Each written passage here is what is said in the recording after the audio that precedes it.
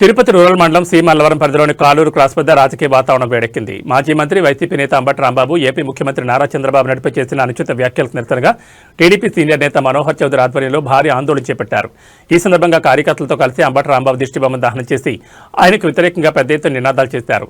ఈ నిరసనలో మనోహర్ చౌదరి మాట్లాడుతూ ముఖ్యమంత్రిపై అవాకులు చెవాకులు పేలుతున్న అంబటిని రాష్ట్రం నుంచే కాకుండా దేశం నుంచే బహిష్కరించాలని ఘాటుగా డిమాండ్ చేశారు.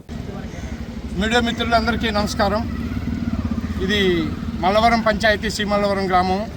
నానన్న ఎమ్మెల్యే గారు మన సీఎం పెద్ద ఆయన చంద్రబాబు నాయుడిని నోటుకొచ్చినట్టు మాట్లాడిన అంబటి రాంబాబుని ఇక్కడే కానుంటే మేము ఖచ్చితంగా 4 కోసేసి ఉండేవాళ్ళము. దూరంగా ఉన్నాడు కాబట్టి మేము ఈ పని చేసినాం. ఇప్పుడు అతన్ని స్టేట్ నుంచి కాదు దేశం నుంచే బహిష్కరించాలి.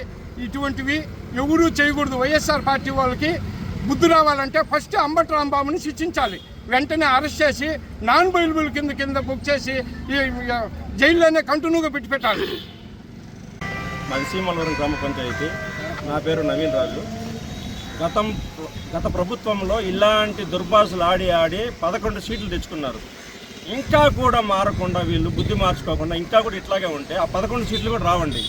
దయ ఉంచి చెప్తున్నాను, మీరు పద్ధతి మార్చుకుంటే 10 కాలాల పాటు మీరు కూడా ఉంటారు మాతో పాటు. లేదనుకోండి 10 రోజులకే జనాలు పంపించేస్తారు. ఎక్కడికి పంపిస్తారో జనాలతో పెట్టుకుంటే ఎవరు ఇంతవరకు బాగుపడిన చరిత్రలో ఎవరు లేరు. కాబట్టి జనాల దృష్టిలో మంచి పేరు తెచ్చుకోవాల్సిందిగా మిమ్మల్ని ఈ సందర్భంగా కోరుకుంటున్నాను.